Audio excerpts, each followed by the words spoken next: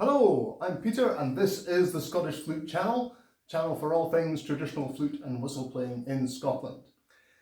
This has been a really brilliant couple of weekends. I've managed to catch so many flute players, and out of the blue, lo and behold, in the neighbourhood was Niall Keegan. Welcome, Niall. Thank you very much. I suppose, first of all, you should explain why you're here in the northeast of Scotland. I'm the driver. My wife has a driver. She has a gig at the Curly Song Festival, the Song Weekend, Right. which is a really lovely weekend. My own personal, with my baptism of fire with a song festival. Myself and Malcolm took our flutes out yesterday, and we were told very, very quickly to be quiet. It's a very, very different animal, very different community, and a great participatory community. It's quite different to what we have at home.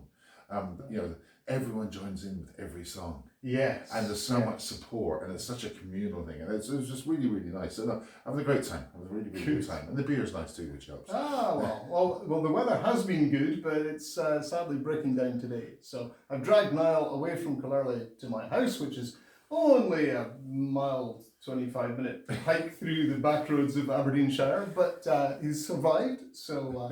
Apparently he's still in Scotland. I don't believe it. just. You know on the map where there's dragons? Okay. We're just beyond that bit. Okay, cool. Okay, right. So, well, thank you for coming away from your weekend and coming to have a chat. I've had 2 days of singing, that's enough. That's enough, okay. But your wife is a tremendous singer. I know, she's enjoying it, she's having a great time. Viewers to the channel will know this because there's a clip from 2001 of Sandra singing a French song, or is it a Breton song? Could be a Breton song. A Breton song, yes. Oh, God. Yes. And you playing the flute along with it. And very, very dramatic. Very good. I'm going to have to look this up. I don't know what it's called, but it's a fantastic one. It's a dowry song. I think it's a Breton dowry song. So I think I know the song. I have to look it up now. I'm surprised by these videos I've been told about. Go back and look at the videos yourself, like 21 or 23 years ago. It's a bit scary. They're still good. The video quality so, but the sound is still there. So they're worth a look. Anyway, but we're getting ahead of ourselves. So what I like to do with these chats is just delve into where you came from in terms of your flute playing and how that came about. So I believe you originated and grew up in London. I grew up in St Albans. It's just 20 miles north of northwest of London. I just found out this weekend that's where Malcolm's from. Originally. Right. So yes, a small world, very small world. And Sarah Allen, she's from St Albans as well. Wow. It was a great centre for traditional flute playing, and we didn't realise it. Yeah. Myself and Sarah shared the same classical flute teacher. Wow. But we wouldn't have known each other until we met each other in sort of folk music, traditional music circles. And do you also stand on one leg? No, I have great difficulty standing on two legs at the best of times. But no. But my parents were Irish, so there was a lot. There were a lot of, in the green belt around London, there were a lot of hospitals, psychiatric hospitals, different types. And my parents are both did the typical Irish thing. They came to the UK in the 50s, and they both trained as nurses. Right. And so they met each other and eventually settled in St Albans. I was probably 3 or 4 when they settled in St Albans. Yeah. And so I'd been involved very much in the sort of local Irish music scene. The whole Irish thing in the 70s and the 80s, the whole Irish thing was insular for obvious political reasons. Yes. Yes. We as I keep telling my students these days, we were the Al Qaeda of our day. Well, it's an interesting way of putting it, but it's probably very true in many senses. It created a community of that looked inwards. I always joke. My mother was quite happy putting me in the back of a transit van to go and do a Cayley in Glasgow, or to we had a great time, and we did some terrible things, but we had a brilliant time. But my mother would be more worried with me going to the local nightclub. Right. Okay. Because again, the whole thing being amongst our own people, and so that was important. So there was a fairly sort of tight community, and when you're a young second generation Irish lad, I had to do Irish dancing. Because a lad wouldn't do much dancing. Yeah. So then it was Gaelic games, and I'm sorry, I have 2 left feet. And then there was music. So I took some music, the traditional Irish music, and very much traditional Irish music, exclusively Irish music. Yeah. Again, I moved to Ireland in 1990, and it took me moving to Ireland to discover that all around me at home were all these great English folk musicians, like Sarah Allen, people like Saul Rose, people like Andy Cutting. And he's an amazing musician who was born and raised 10 miles away from me. That I just wouldn't have had any knowledge of. No, I had to move to a different country to find out about it. So but I was raised in that. So my first flute lesson came from a man called Peter Fahey, who was he was next John of God brother, an Irish order of monks that used to teach, and they used to do a lot of working with in psychiatric settings and in healthcare settings. So we used to work with my father, and he got me going on the flute. His brother Canis, he was often called, and he did really colourful history. He worked a lot in the States, so he played with fiddle players like Ed Reevy in Philadelphia. So I was very lucky to have him as an influence, and of course I was playing music at school. This was before Margaret Thatcher really took apart the sort of the music education system at a primary level. And the note was sent home from school saying this lad is musical. I was playing Tim Missile at home with should he? There was 3 boxes that he could play, either the flute, the violin, or the piano, because they're the instruments they had in the school. So my mother, who's from North Leitrim, and nearly all the male members of her family would have played the flutes, just takes the flute box, sent me back. I came home the next day with a shiny Boehm system flute. And she looked at it. She said, "No, that's wrong." She went out. She came back after 2 or 3 hours with a wooden flute. Whoa! Yeah. So that, as I tell my students, that was the start of my musical schizophrenia. I had these 2 flute worlds going on at the same time, and I did both. And as a kid, and one was the traditional stuff. It was fun. That's why I had a great time. We were playing at dance bands and Cayley bands, and then we played the classical stuff, which didn't feel as much fun. It was I played for grades, which I did grand, did well in, and I played in the local youth orchestra where the conductor had a thing for Haydn symphonies. Oh right, okay. I don't know if you know Haydn symphonies, but so when you're 15 or 16, all 140 odd of them sound exactly the same. So I suppose by the time I was 18, I'd given away. I'd stopped the classical thing. There's lots of stories around that, but I won't bore you with it. But and I kept up the trad thing, and of course ever since I've been remembering all the sort of classical technique and all those exercises. And, actually, they make a bit of sense now. Well, yes, I think it's later that you come back to them. You work your way through all the scales and things and practice exercises. If you see them as a means to them in themselves, that's okay, but it's only when you can apply that later that it's a... Yeah, absolutely. Yeah. I have very fond memories. I had a very, very good classical flute teacher, again, I shared with Sarah Allen, called Mrs. Brunskill, little old English lady. She went to college with Benjamin Britten. That's how old she was. Okay. I remember trying to explain to me Benjamin's homosexuality. He was a gentleman's gentleman. Okay.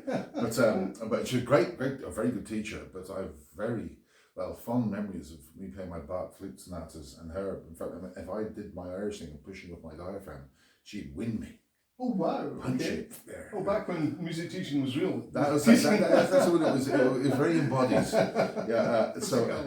So you learned very quickly to understand how the instrument and how your body worked with it. Yeah. So now I still look back at those times fondly, even though I don't think some of the experiences weren't too great. But I learned an awful lot from them. Yeah. I tell my students at home, I often say, "You're very lucky. The things I want to do, I can't." Not allowed to do it. Yeah. But no, I went to. So I did the normal thing. I went to college after school, and then when I was finishing college, myself and a friend of mine, a piper called Brendan Ring, we were trying to find out what could we do afterwards. Yeah. Basically, didn't want to work. So we discovered this fella in UCC in Cork who was taking on research students. So he signed on for research masters there and moved to Ireland, and that's been the start of my downfall ever since. 94, went to Limerick and with me all the Zulu and started a PhD, and I've stayed there and I'm working there for the last, nearly 30 years. Yeah. So as I tell you, I have the best job in the world. I work in the Irish World Academy of Music and Dance, which is the music and dance department of the university. Okay. Yeah. At the moment, I'm running the BA in Irish Music. Right. So my day-to-day job is dealing with young, talented musicians and performance and academic teaching, and the best job in the world I have. Brilliant. I'm very, very lucky. Brilliant. And what did you study at college? Was it music or? Oh, my first degree, don't tell anyone, it was in history. Secret safe. Yeah. It was in history and theology. There you go. History and theology. Theology, yeah. Oh, well, that's an interesting mix as well. I think it might sound a bit more interesting than it was. Okay. I picked theology because I thought it was more interesting than sociology. How wrong I was. Oh, right. Okay. The history for me was the main thing. Yeah. And then again, that sort of moved sideways into what would now be called ethnomusicology. Mm-hmm. Wasn't such a big deal, and the whole thing of that type of musicology in Ireland was only starting off. I mean, it was ahead of the game. It was ahead of the game. What I think was happening in the UK. Probably maybe Scotland with the performance stuff. They started their degree in the what was then the academy, now the conservatoire, a couple of years ahead of us. Okay. But I mean, we were ahead of Newcastle. I was going to mention Newcastle because that's come up in conversations that I've had recently. Yeah. You were involved, perhaps, with it. Was it in Durham?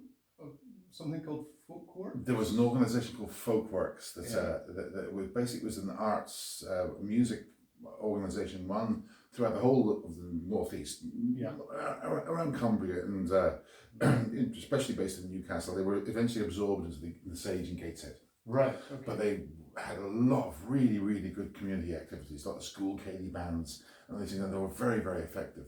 There was particularly Alistair Anderson led it with Ross Rigby, and there was a couple of other people that they did a brilliant job. And the highlight of their year for many years was they ran two summer schools, a kids summer school and an adult summer school in Durham University, okay. And which was great. The adult one I directed the adult one. I was a great guest director for a couple of years, and that was great. It's a really nice group of like adult, amateur practitioners just mad into the tunes. Yeah. And then you had the kids one. Mm-hmm. Now the kids one, the model was basically keep the kids busy from morning until the last thing at night, so they don't do anything illegal, so no one goes home pregnant. So that was exhausting. So I love the adult one. The other one was okay, but I was involved with both of them. But Alistair Anderson in particular, he worked with an English academic called Richard Middleton, who's a great popular music studies academic, who established the folk music degree that's in Newcastle University. Okay. I'd gone in his early years. I'd have gone over a few times to teach, particularly flute. Yeah. Again, Callum Stewart was there. Lillian, and she's Scottish, and she'll kill me. I can't remember her last name. She's living down in London. Great bowing system flute player. And so I'd gone over and had some time with them, but the Newcastle degree I would have not so much involvement these days as Katrina O'Donnell was running it. Okay. I'd have stopped going over when Desi Wilkinson was employed there as a lecturer, and he fulfilled all their flute needs. Yes. But no, and I'd have been involved as well in the conservatoire. Which again is a really interesting institution. You have this what is essentially a 19th century European classical music conservatoire with some acting and with some dance as well, trying to absorb the practice like Scottish music into what they do. I think they found it challenging. Those sort of models, the conservatoire models, don't really work. Okay. I mean, it was quite famous. So there was a couple of fiddle players in the very first couple of years who went in, who were exceptionally talented. Ian McFarland and, All right. Yeah. and one of the Hendersons went in, and they had constructed these careful syllabi that looked like classical syllabi. You have in first year, you have to do these concertos, and then you do the Prokofiev in second year. And it was all very, very structured and built like that. Right. And they had these young fiddle players who came in, and they built these traditional music structures with their fiddles and said, we can do that. What do we do now? Okay. So, and I think that they created a challenge, and I remember being invited over once because they had an application from a Scottish flute player, and of course in their original syllabus the flute wasn't regarded as a Scottish instrument. And you wouldn't mind, but Scotland has one of the biggest, longest, has a far better documented history in Scottish music than it has in Irish music. Well, that's interesting. We'll come back to that point. So we had to put together. They had this one application for this young flute player from the Lowlands. It was eventually she went to Newcastle, but I was trying to encourage them. Put together a syllabus. You have to be able to take flute players. You can't. They take concertina players. But they couldn't take it. They couldn't take a flute player because it was. I think that thing of it. I think it was seen as being Irish. That's a really interesting one, because a lot of there's a lot of Irish music influence that flute players in particular have picked up on, and fiddle players over here. I mean, the Irish have been very, very, very good at taking other people's music and trying to play the same people that's actually theirs. I mean, sorry, the amount of times I hear Irish people saying, there's a great Irish reel, and it's not. Or that jig, even worse, the jigs are English. So, but no, I mean, it's one of the terrible ironies of Irish music history is that large parts of the Protestant community in the north of Ireland have rejected traditional dance music. Oh, wow. Because they were told in the 19th century so oftentimes this is Irish music. Irish, meaning Southern Irish, yes, from their perspective. It was sad, isn't it? It's terrible, and of course the fiddle, our reels, came with those communities to Ireland. Of course, I mean, most likely, anyhow. Well, there's been a lot of toing and froing, I think, with music. But no, it's. Those early engagements. I mean, the academy now is brilliant. There's Josh Dixon that is running it, and he's great. He's a great ethnographer, but he's he's a great understanding of the needs of the tradition, and he hasn't got maybe some of the. I get myself into trouble here now. Some of the hang-ups, the sort of the post-nationalist hang-ups around folklore and history and language that are important. But when you look at the syllabus and you find out there's more bloody history classes than there are music theory classes, you think, And I think Josh and he's made it very much a contemporary degree. I mean, again, one of the terrible things of the last recent years is that the exchange facilities we had for students to go between one institution have all gone with Brexit. So we can't. We had our last student from the conservatoire last semester, and we can't take any more. Gosh. Unless we come with a special agreement. But the institutions when they want special agreements, they like special agreements that come with lots of money. Yes. Well, yes. There's another unforeseen consequence of Brexit. Yes. I'm not going to explain my views on Brexit, other than that it's a terrible thing. But yes, we'll be here all day. Yes. I can't see the silver lining in Brexit at all. No. Neither can most of the people I talk to.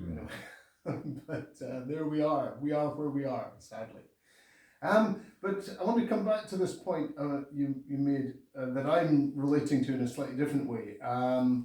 About the documented history of Scottish music.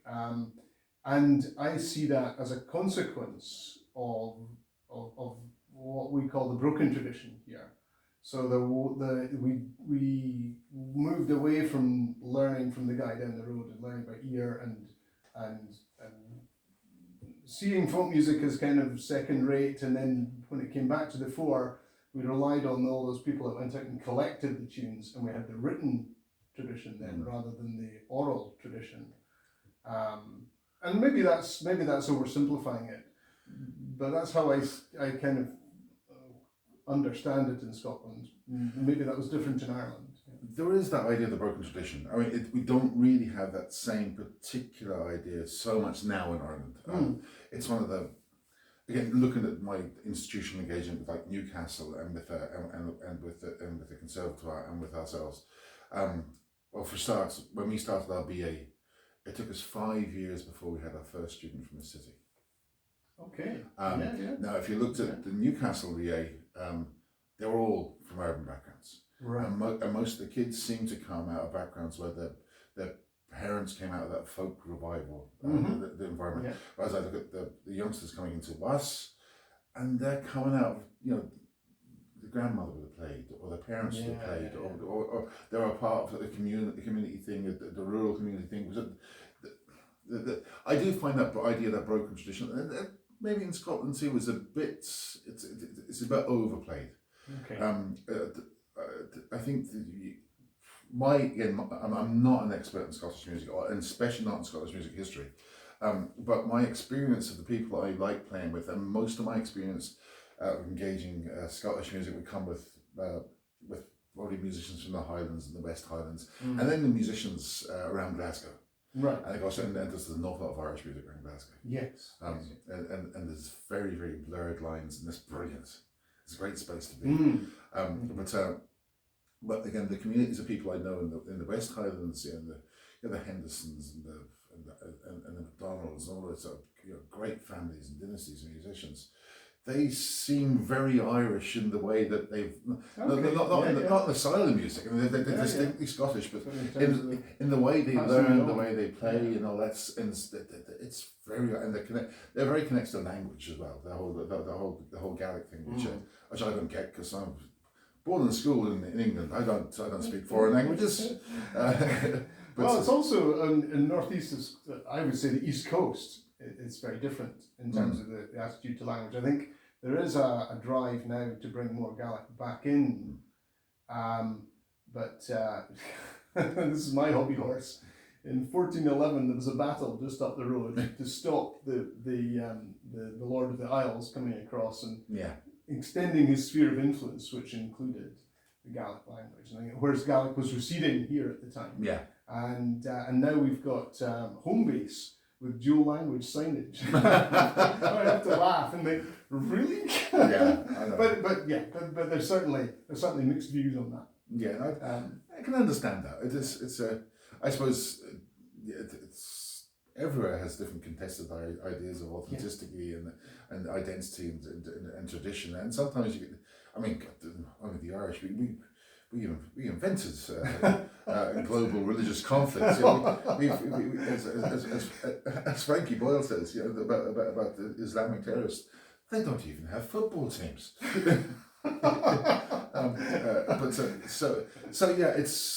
But at the same time, if you look at the very often the processes and the way that communities work and people work, again, I find those resonances.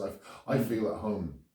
Again, I spent a lot of time in Skye. I spent a good bit of time that I lived there for 9 months in a sabbatical months when they established the gap there. They have a Gaelic and Gaelic music course. Yes. Myself and Sandra went over and we sort of consulted with them. Salmorosty, yes. Yeah. And we had a young family at the time, and we just had a great time. And I'd have met a lot with Ian MacDonald, Ian the Whaler, right. Who kept me sane. Through those dark nights, playing the flute and drinking whiskey. Had a great time, but just those communities of practice felt like the communities of practice I'd known at home. The accents were different, the music was different, but the way that people engaged each other, you could have been in Milltown Malloy. Right. It's and that all was very, very familiar to me. And those sort of familial engagements, and they're important.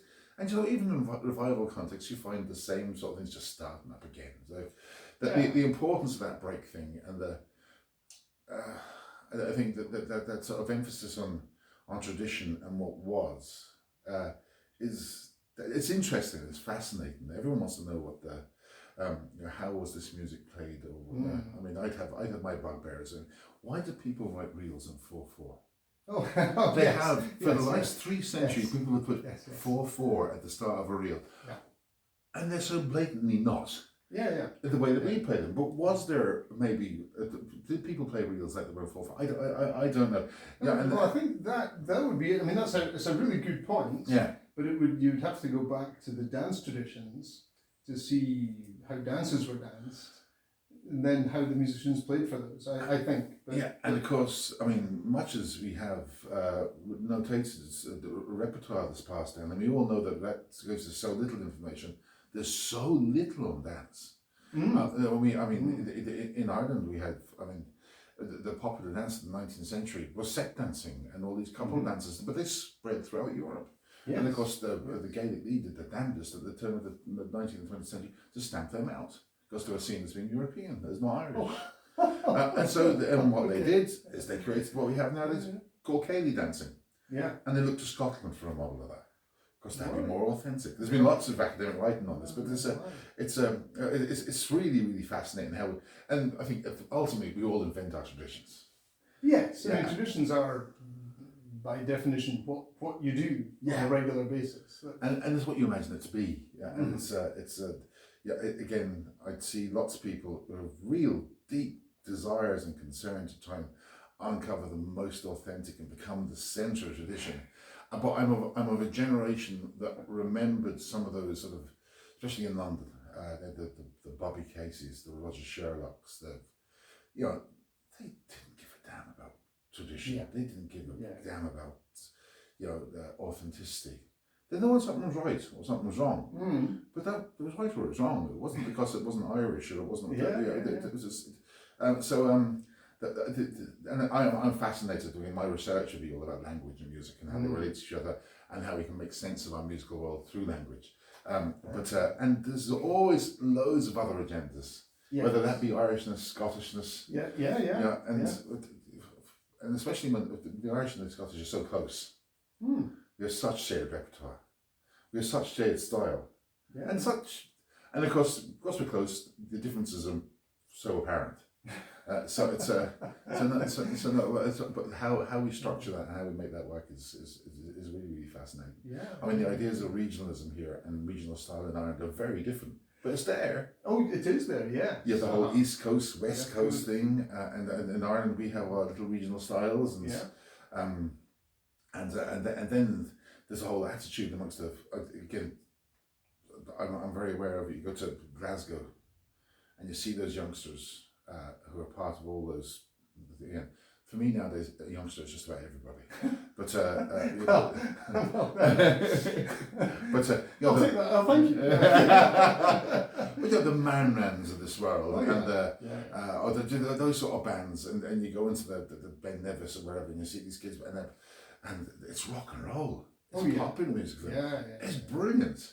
Very different now. If you went into Limerick and went to a student session there. And I always say that you go into the Ben Nevis and you'll hear the last 5 albums. Played this really fast, and which is grand. I like speed. I enjoy my speed. You're not a stranger to speed. But you're not going to hear if you go to the student session in Limerick, you're going to hear you're going to hear the session. You're going to hear the Box of Armore. You're going to hear the Tar Bolton sets. That's our tune, by the way. No. This might be driving past that on the way up here. Maybe won't tell us. But there's those sort of different attitudes, and that I'm fascinated by that. I'm really fascinated by that. Those sort of things. I'm really happy and pleased that there are so many prominent young musicians coming to the fore, and they're all really good. Yeah. It's terrible. I hate it because they're so talented. It's dreadful. It's dreadful. I'm in a job. They come into me when they're 18, and I have to try and find something wrong with them. Yeah. Oh God. But no, there are so many good musicians, and I'll be much more familiar with Ireland. But there's if you go to the summer school I just taught in last week, the metal summer school, which is it was actually modelled on those early folk works, summer school, but aims at sort of those mid-teenagers. Yeah. And I had to adjudicate a competition in the middle of the week, a solo competition, and one of them was more monstrous than the next. Technically, they were so good. Yeah. And it was so difficult. And there's so many of them. Yeah. That's a small summer school, and it was full out. They had a full number, which is about 150 kids. Wow. And when you have 25 of them are going to be flute players, and they have such knowledge, they have such technique, and it comes from there's a real good tradition of pedagogy and teaching development, and such diversity in styles. Again, that whole idea of it's one of the things I think people have given up on, that whole the Lomaxian, the cultural grey out sort of thing. And when I was young, I was given a Paddy Carty album, Roger Sherlock album, and a Matt Molloy album. Okay. They did me till I was 18. Yeah, yes. Now I see that actually the world of flute playing is open to youngsters now. When they're getting into it, when they're like 12 and 13 and 14, and they can make conscious decisions. I like that. I don't like that. I want to do this, and it's created such diversity. And that's brilliant. Yeah, and it's also great because there's so many of the young bands have got flute players in them as well, which is a great thing too. Which kind of leads me on to something you touched on about the tradition and going back to what's traditional. I think the tradition will only survive if it continues to develop and progress. And it's what's great about that for me is so many people are writing traditional music, but it's modern traditional music. What's your take on that? Yeah, it's different everywhere. Again, there is that thing of like contemporary traditional flute playing thing, which again is different. It's received differently in Ireland than it is. I don't know.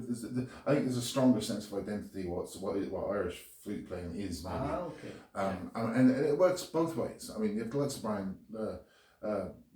Brian Finnegan, who is a genius. Oh, yeah. I mean, he creates a whole new spectre of a world of traditional flute playing, whether you call it folk, Irish, Scottish, or whatever.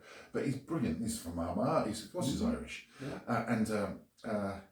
and he caused shockwaves in Ireland. I mean, his technique was just so different. It was just, all that tongue-based technique and everything, which is. There was actually a reaction against that. I've seen so many flute players saying tongue isn't part of a traditional way of playing the Irish flute. Yes. And of course, when you listen back to Michael Russell, John McKenna, Vincent Broderick, these older, they were all using their tongues. Yeah. It's really obvious they were using their tongues. So you have these really sort of weird ideas of what's traditional and what's not, and what belongs where, and it's strange. I can see it working both ways. I see a lot of those sort of younger, really innovative flute players. That once upon a time I would have put myself in the camp of once. I don't know where I am now. I think I just lost emotionally. But and then you have, but there's a huge community of young flute players in Ireland now, who are really embracing these ideas of traditionality. I mean, he's led by. I call him young. He's younger than me. Harry Bradley. Okay. Yeah. I mean, Harry Bradley has he has decided. Never look at him on Facebook. He talks awful nonsense on Facebook, and leave that in. I meant that, but he has taken his idea of like a sort of scope of traditional technique around flute playing that comes out of that Sligo, maybe into South Ulster sort of thing, and he's made a science out of it. He's really cleaned it up and tied it up, and he wrote an album there with Michael Clarkson, not a great flute player, very much maybe work a little bit more in the Desi Wilkinson sort of style, Right. and the contrast between the two of them, there's like a generational contrast. Okay. And he's taken this very, very, very traditional idea and he's developed it and he's made it shine. Yeah. Yes. And so I find that fascinating. I find that it's those sort of I find those neo-traditional, those traditionalists who are rejecting the Matt Malloys and let alone the Ryan Murphys or the Callum Stewarts or the Tom Oakses. They said, no, that's not what we want. This says something to us here, and I find that really fascinating. And actually, it's great that those can both coexist. Absolutely, and they're both creative. Yeah, definitely. It's not a case of these sort of things. No, we're going to play exactly the way that John McKenna played, because when you actually sit down and work out what John McKenna did in the contemporary context, it's great music. I loved it. I'd listen to it. Mm-hmm. I'd listen to John McKenna before I listened to a lot of very young folk players. But at the same time, technically, you know, I mean, there was a very small palette of what he was doing because things have changed and things have developed. But it still has to have heart. Yeah, heart is hard to define. It's hard to find. I do have very fond memories when I was a young fella. My father, when he'd meet up with his brothers, which only happened 3 times. Because one was in America, one was in Ireland, and one was in England. And they came together usually on funerals, and we got drunk together. Okay. And at one point, usually around 3 o'clock in the morning, I'd be woken up, given a tin whistle, and told to play slow airs until they cried. I learned very, very quickly how to reduce them all to tears, so I could go back to bed. And my American uncle would always have me like $20. So it was a very mercurial sort of thing to find that heart. Hello, Peter here. I hope you're enjoying this interview with Niall Keegan. As you can tell, we had a great conversation. It went on for quite a long time, so I've decided to serialize it, and the other half of the interview will be available next time. But just to keep it at a semi-reasonable length, I've decided to cut it there.